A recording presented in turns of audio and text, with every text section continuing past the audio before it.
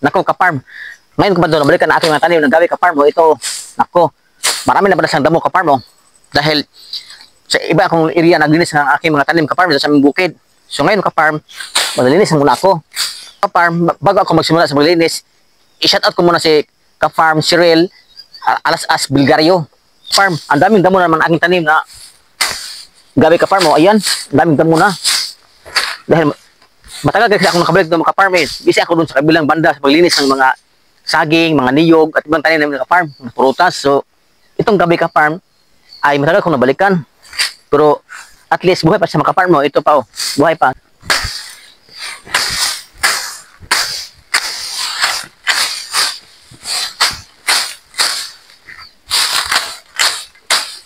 Naku ka-farm. At may nakita ako ka-farm mo.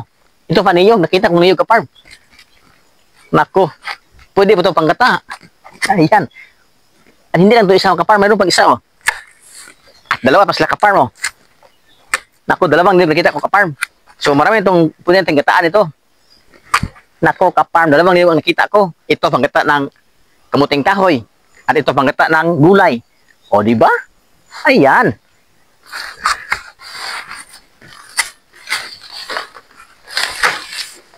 Kawawa ang aking tanim nga gabi ka-farm mo. O sa amin ito mga ka-farm, ito ay uri ng gabi na tinawag na bisol. Bisol, karlang o karnabal. Ito mga ka-farm mo.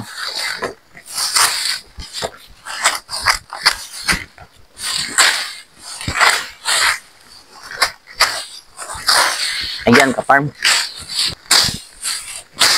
Daming damo ka-farm. Nako, mahihirapan tayo nito ka-farm sa tumang kalisod. Ayan.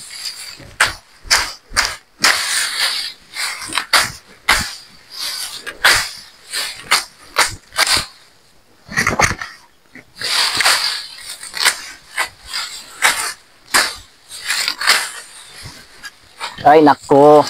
Buti na lang mga ka-farm, buhay pa aking tanim ng gabi oh, ito. Ayan. Kahit maraming damo ka-farm, pinipilit pa rin nilang mabuhay mga ka-farm oh. Ayan. So, pasensya na kayo aking mga tanim na bisul ha. Matagal ko kayong na puntahan at nalinisan. Ayan.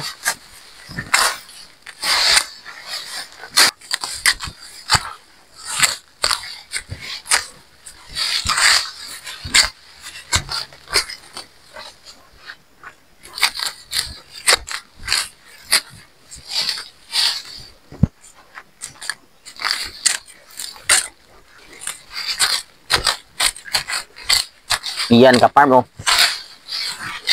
Alam ko ka-farm na ang taga-city, taga-syudad ay hindi basta-basta makarelate sa ganitong gawain.